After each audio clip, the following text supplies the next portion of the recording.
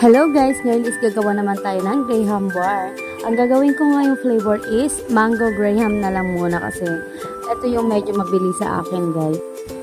Ang gagamitin ko nga pala ditong APC is itong Angel All-Purpose Cream kasi mga mima ko yung creme densada. Trinay ko is okay naman, mura, marami yung magagawa mo kaso mapait sa dulo, yung parang may aftertaste siya. Yung pagka huli na mo na palalasahan mo yung pait niya. Tapos itong APC, palpak siya guys. Para sa akin ha, kasi nagwa-watery siya. Ayan, at kasalanan ko din naman kasi napabayaan ko siya sa freezer. Tapos binaba ko muna siya mga 10 minutes. At ayan siya, naging yellow siya.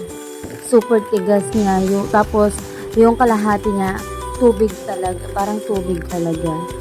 So, ayun yung mga mima ko. Ang ginawa ko lang dyan is tinunaw ko muna yung parang yellow-yellow niya. Ayan, tinunaw ko muna. Nakikita nyo naman. Tapos, binalik ko muna yan pala sa freezer ulit. 2 hours siyang nandun, pero every 1 hour, hinahalo ko siya para hindi siya tumigas ulit. Tapos, ayan, nilagyan ko lang siya ng isang lata na condense.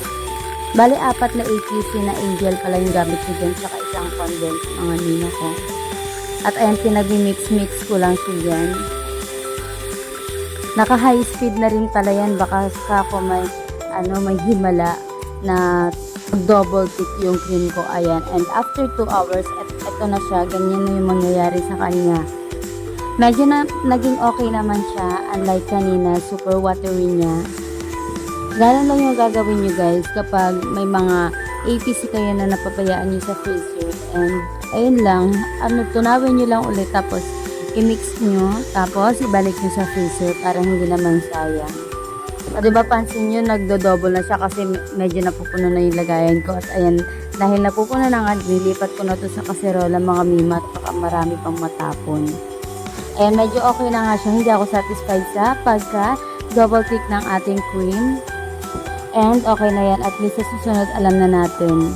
Huwag na pabayaan sa freezer. At ito nga mga mima, riniprepared ko na pala tong aking container. Ito mga mima ko, yung Graham bar na Tupperware na, yung 12 pieces na yung magagawa niya. Nilagyan ko lang siya ng styrofoam dyan sa gilid para saktong-sakto siya kasi kapag hindi ko siya nilagyan ng ganyan, wala na, sayang naman yung space. Nilagyan ko rin niya ng plastic para naman hindi malagyan ng styro yung pagkain, di ba?